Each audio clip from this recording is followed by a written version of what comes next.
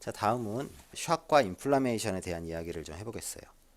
우리 인플라마토리 캐스케이드라는 거는 여러분들이 이미 해부학, 조직학, 생리학, 생화학 같은 기초의학에서도 배웠을 것이고 여러 가지 임상 과목에서도 다루어졌을 거예요.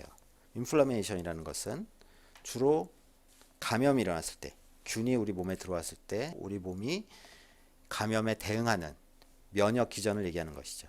그래서 초기에는 굉장히 하이퍼 리액티브한 이뮨 리스폰스가 발생을 하게 되고 어느 정도 시기가 지나면 감염이 해결이 된다면 자연스럽게 이뮨 리스폰스는 다시 줄어들게 되는데 이것이 치료가 안 되고 감염이 계속되는 경우에는 익세시브한 인플라마토리 리스폰스 스테이지에 들어가게 되고 이것이 우리 몸을 공격하게 되죠. 그래서 DIC를 일으키거나 여러 가지 문제를 일으켜서 결국에는 오간 페일리어를 일으키고 다발성 장기 부전에 일으켜서 결국 환자는 사망하게 되고 이런 시기가 되면 이뮨 리스폰스는 점점 떨어지게 되고 그래서 하이포 리액티브 이뮨 리스폰스 스테이트가 되고 이뮨 패럴리시스 상태가 돼서 환자는 이제 사망하게 되는 이런 것들을 우리가 인플라마토리 캐스케이드라고 불러요. 인플라메이션의 과정이죠.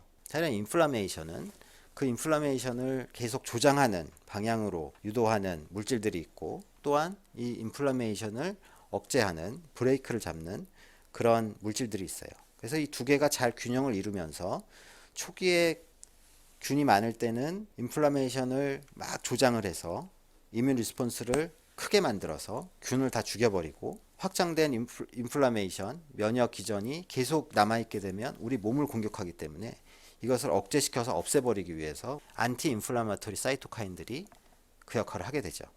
그래서 이게 균형을 잘 잡아야 되는데 그 균형이 깨지게 되면 즉 깨지게 되는 이유가 뭐죠?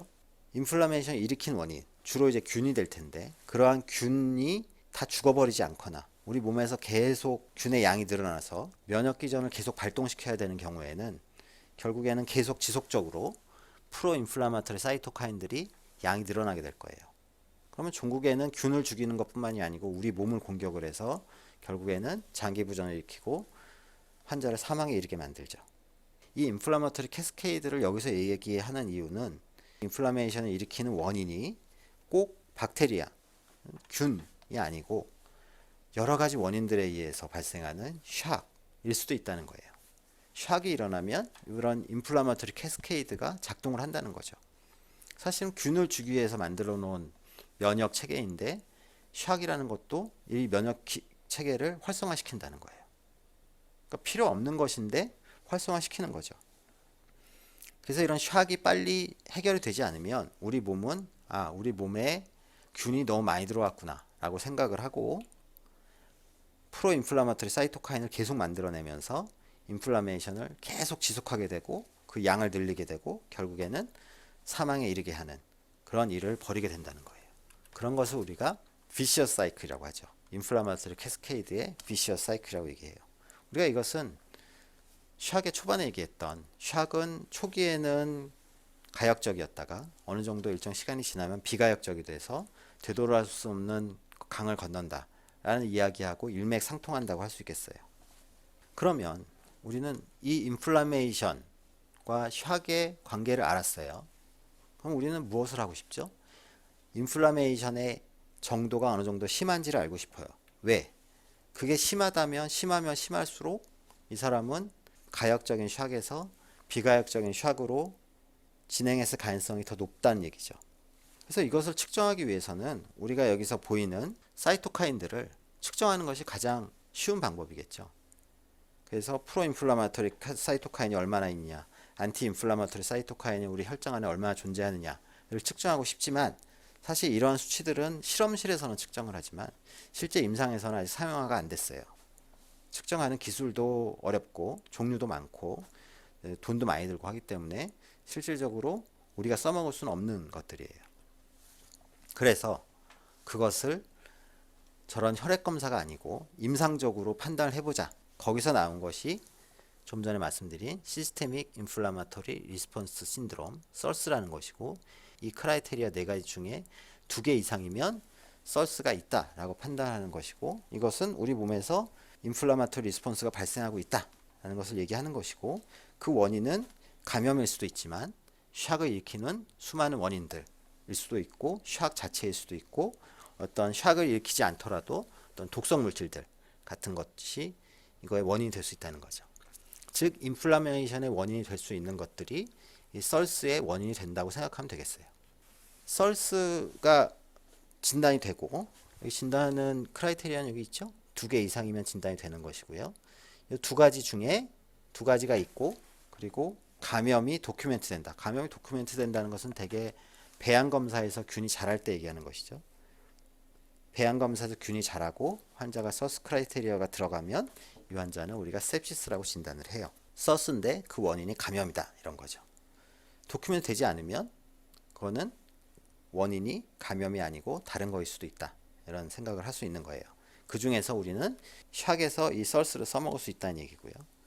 이 썰스가 있다는 것은 곧 인플라메이션이 발생을 했고 이것은 샥이 진행을 했거나 혹은 샥이 존재한다 라는 단서가 되는 거죠.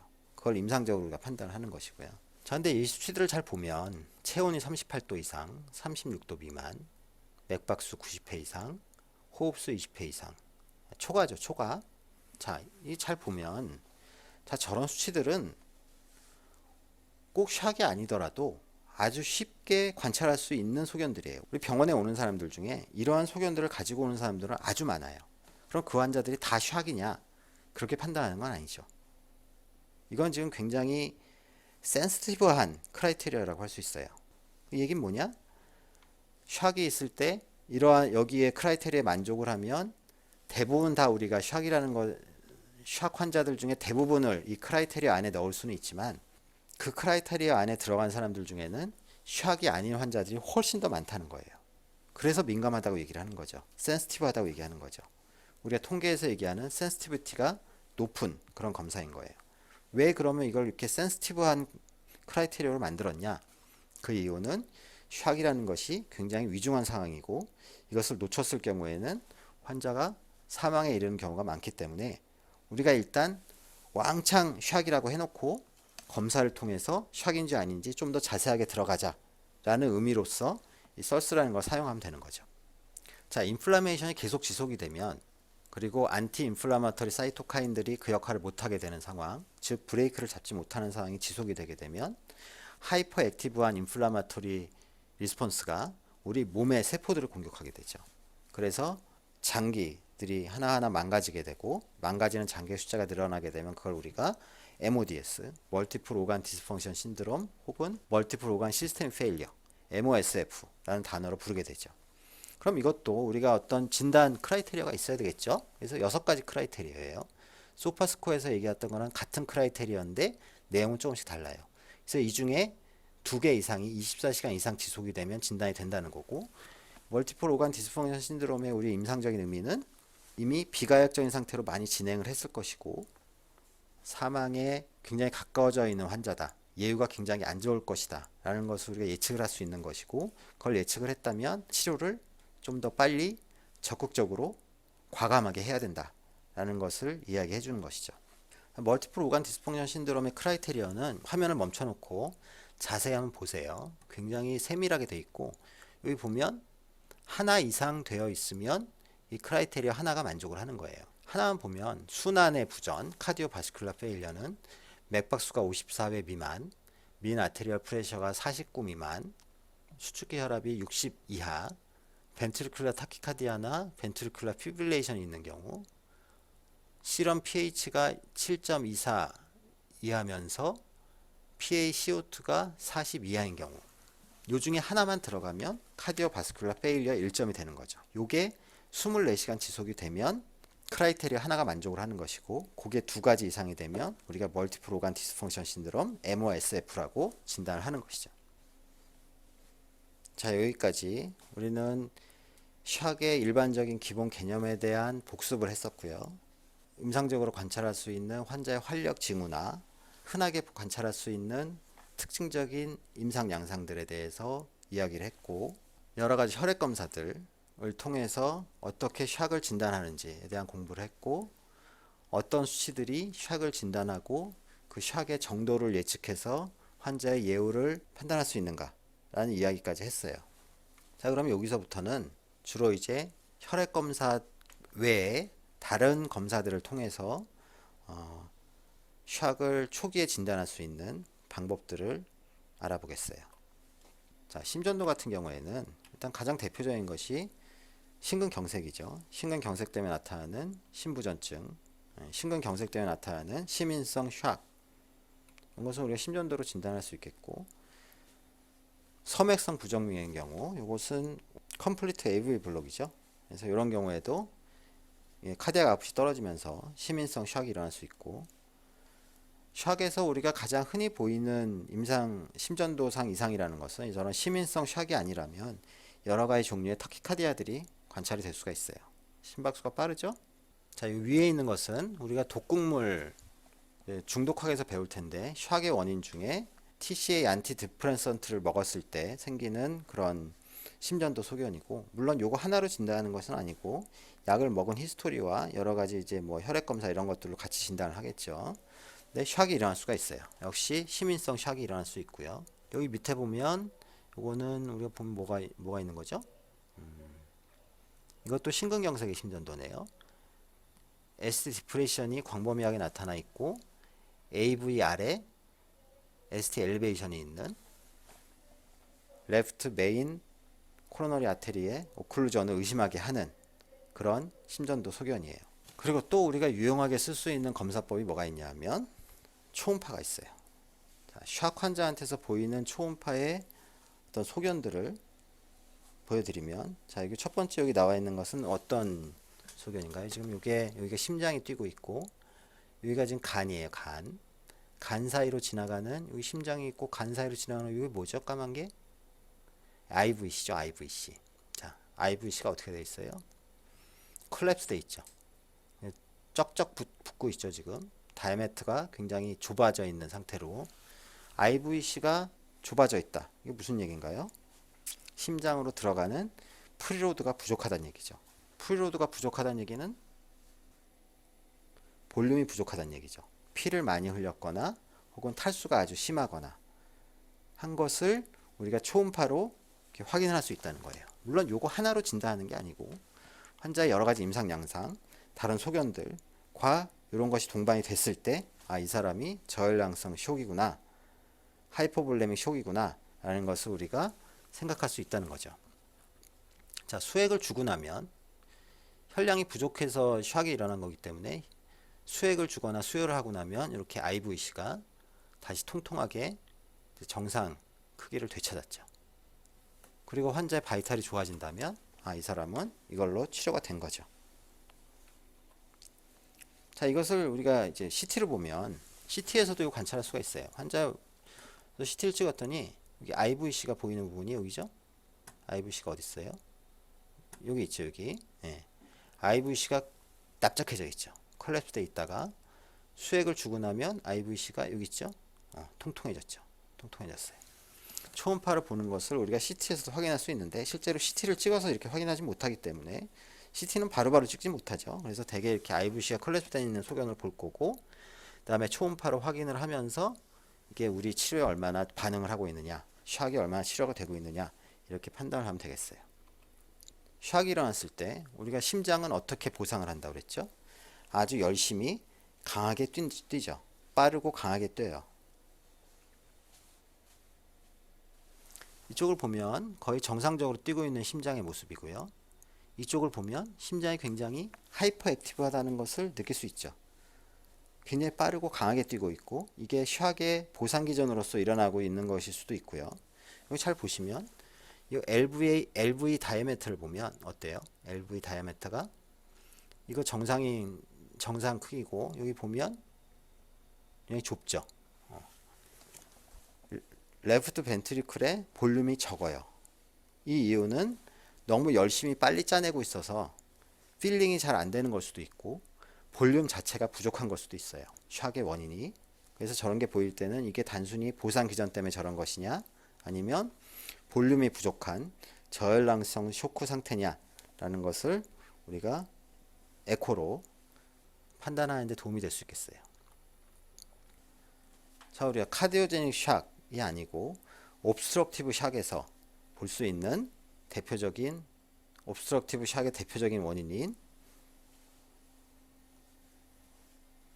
카디악 탐폰이죠. 심낭 압전. 자,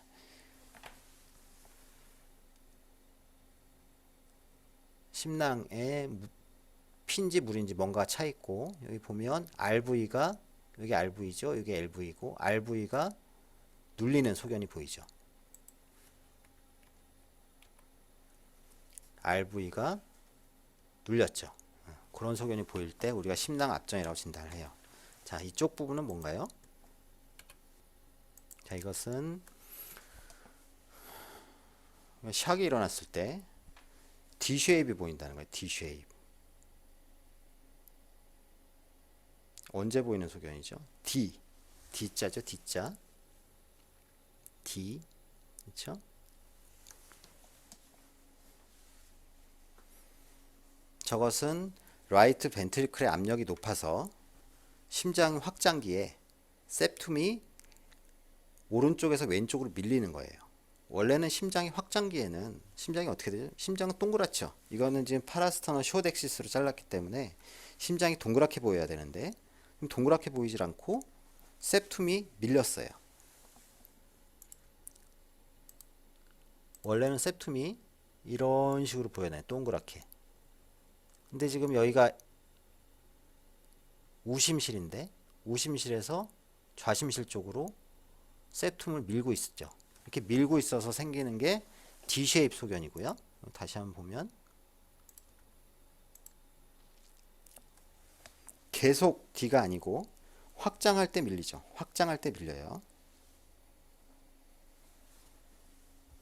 자, 풀머너리 하이퍼텐전 때 나타나는 거예요. 폐동맥 고혈압 때. 폐동맥 고혈압이 나타나는데 이 사람이 샥이다.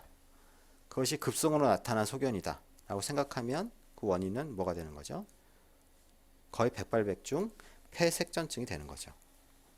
폐색전증의 위험인자를 찾고 병력을 찾고 검사들을 하고 심초음파에서 의심이 되면 우리가 CT를 통해서 최종 진단을 할 수 있는 거죠. 그 와중에 우리가 환자를 초기에 평가하는 단계에서 이런 초음파가 도움이 되는 그런 예제를 보여드렸어요. 자, 엑스레이 같은 경우에는 뭐가 있을까요? 자, 엑스레이를 찍었는데 이렇다. 환자가 샥인데 폐부종이죠. 시민성 샥이라고 이야기할 수 있겠죠. 물론 시민성 샥의 모든 요소들이 다 만족을 해야 되겠죠. 다른 시민성 샥의 요인들이 있고 환자가 뭐 심부전을 일으킬 수 있는 상황이고 그런 경우에 이런 엑스레이가 보인다면 우리가 이거를 시민성 샥이라고 판단할 수 있겠고요. 자, 이거는 그렇죠. 메디아스티눔이 굉장히 늘어나 있죠. 확장돼 있죠. 그래서 이런 경우는 우리가 제일 의심하는 것이 아오틱 다이섹션이죠. 대동맥 파열. 이건 뭐죠? 환자가 샥인데 엑스레이에서 이런 소견이 있어요. 지금 오른쪽 폐에 물이 차 있죠. 물인지 핀지 뭔지 모르겠지만 자, 저게 샥의 원인일 수 있을까요? 저게 만약 출혈이라면 대량 출혈 때문에 생기는 저혈량성 샥이 일어날 수 있는 거죠. 물론 요것만 가지고 판단하는 거 아니고 다른 요소들을 다 종합해서 판단을 하셔야 돼요. 자, 이거는 자, 폐렴 소견이 보이죠. 로바니모니아 소견이 보이고 이 사람이 샥일 때 이 사람이 폐렴에 의한 폐혈증, septic shock, 분배성 샥 이구나 라는 판단을 하셔야 된다는 거고요. 이건 뭐죠? 기흉이죠. 이쪽이 까맣게 기흉이 되어 있는데 어때요? 이쪽으로 심장이 완전히 밀려 있는 텐전 유모소락스 소견이죠. 샥인데 환자 엑스레이 찍어봤더니 배 사진을 찍어봤더니 저렇다. 자, 소장이 굉장히 많이 늘어나 있죠. 자, 소장이 늘어나 있을 때 샥이 될 수 있는 상황이 어떤 게 있나요? 옵스트렁션 때문에 소장이 늘어나서 스트랭귤레이션이 되고 그 스트랭귤레이션 때문에 복막염이 생기고 그것 때문에 폐혈증 샥이 왔다 라는 생각을 할 수 있어야 된다는 거예요. 자, 그 다음 CT. CT에서 이제 대표적으로 볼 수 있는 체스트 CT, 흉부 CT에서 볼 수 있는 대표적인 샥의 원인은 폐색전증. 이렇게 이제 직접적으로 진단이 될 수 있는 거죠. 아오틱 다이섹션, 그리고 아오틱 다이섹션과 동반된 카디악 탐포네이드, 혹은 독립적으로 생긴 카디악 탐포네이드. 이것들 우리가 CT를 확인할 수 있고, 자, 복부에 배가 아픈 사람은 이제 배 CT를 찍을 텐데 여기 보면 뭐가 있는 거죠? 지금 아오타 아뉴리즘이 있고 아뉴리즘 주변에 까맣게 피가 있죠. 아뉴리즘 럽처가 된 소견이에요. 자, 이것은 뭐죠? 자, 장이 부어 있고 퍼퓨전이 떨어져 있어요. 무슨 얘기죠? 장에 퍼퓨전이 떨어져 있다. 이스케믹 콜라이티스, 더 심하게 바울 임팍, 바울이 썩어가고 있다. 거죠. 바울이 왜 썩을까요? 바울로 가는 혈관이 막혀서 바울이 썩고 그게 심해지면 복막염이 되고 그래서 환자는 septic shock, 분배성 shock으로 사망하게 된다. 어떻게 수술해야죠. 빨리. 이건 뭐죠? 자, 환자가 샥인데 배가 아프다 그래서 CT를 찍어봤더니 이런 게 있어요. 뭐가 보여요? 프리어가 보이죠. 네. 장 천공에 의한 폐혈증 샥이라고 할 수 있겠죠. 자, 이건 뭐예요? 간농양이죠. 간농양. 간농양도 폐혈증 샥을 일으키는 원인이 될 수 있다는 거고요. 자, 환자가 트라우마예요. 트라우마. 교통사고로 왔는데 의식이 없고 뭐 진찰도 안 되고 병력 성취도 안 돼요. 그래서 CT를 쫙 찍어봤더니 어떻게 돼 있어요? C스파인이 어긋나 있죠. 그러면서 척수가 굉장히 심하게 눌렸을 것 같은 생각이 들죠. 이건 MRI가 아니기 때문에 척수가 보이진 않지만 무슨 샥이 일어나겠어요? 신경성 샥, 분배성 샥이 일어날 수 있겠죠. 자, 우리 여러 혈액 검사들에서도 샥의 소견들을 볼 수가 있어요. 자, 어떤 수치가 샥이다 이렇게 얘기할 수는 없지만 이 사람의 검사 결과를 보면 일단 염증 수치가 굉장히 증가되어 있죠. WBC가 19,000이고 CRP가 80이고 그렇죠? 5까지가 정상인데 많이 올라 있죠. AST, ALT가 증가되어 있고 BUN 크레아틴이 증가되어 있고 카디악 엔자임이 증가되어 있고 무슨 소견이에요? 감염 때문에 생긴 폐혈증 샥인데 폐혈증 샥에 뭐가 나타나고 있는 거죠? 지금 여러 장기들에서 엔자임이 증가되고 있어요. 이게 뭐예요? 다발성 장기 부전의 소견이 진행하고 있다. 이렇게 생각을 해야 되는 거죠. 자, 우리가 피검사에서 우리가 락틱 애시드 중요하다고 했죠? 이것은 보세요. 어때요? 락틱 애시드가 증가돼 있죠. 보통 4까지 우리가 정상으로 보는데 2에서 4 정도를 기준으로 보는데 11.7 많이 증가돼 있어요. 자, 에비젠 어때요? 애시도이스죠. 애시도이스. 메타볼릭 애시도이스고 레스피레토리 컴펜세이션 하고 있고 굉장히 하이퍼 벤틸레이션 하고 있을 거예요. 이 환자는 과호흡을 하고 있을 거예요. 그래서 pH 자체는 정상에 가깝게 보상이 되었지만 산증 자체는 남아 있는 거죠. 그 산증의 원인은 락틱 애시드고 락틱 애시드가 증가된 산증의 원인은 샥이다. 그 샥의 원인은 뭔지는 이제 찾아봐야 되는 거죠. 감염인지 분배성 샥인지 시민성 샥인지 폐쇄성 샥인지 저혈량성 샥인지. 헤모글로빈을 보면 많이 떨어져 있지는 않아서 피가 많이 나진 않았을 것 같긴 해요. 예, 자, 의사가 우리가 할 일에서 쇼크를 인지하고 종류를 감별하고 이런 얘기를 했어요. 그래서 쇼크를 빨리 인지하고 그걸 빨리 인지하기 위해서 우리는 쇼크의 종류를 알아야 되고 그래서 비가역적인 장기 부전과 사망을 막기 위해서 여러 가지 초기 치료를 시작해야 된다라는 얘기를 했었고요. 그리고 여기서 그치는 것이 아니고 샥의 치료가에서 그치는 것이 아니고 샥을 일으키고 있는 원인을 제거하기 위한 그런 진단과 치료를 또 생각을 해야 되는 거죠. 그런 것들의 종류는 어떤 것들이 있냐? 우리가 진단해야 될 항목들이 카테고리별로 이렇게 있다 라는 것을 이미 얘기를 했어요. 자, 치료에 대한 얘기는 1년에 이제 수업이 좀 끝나고 다음 주에 계속 진행을 하도록 할게요.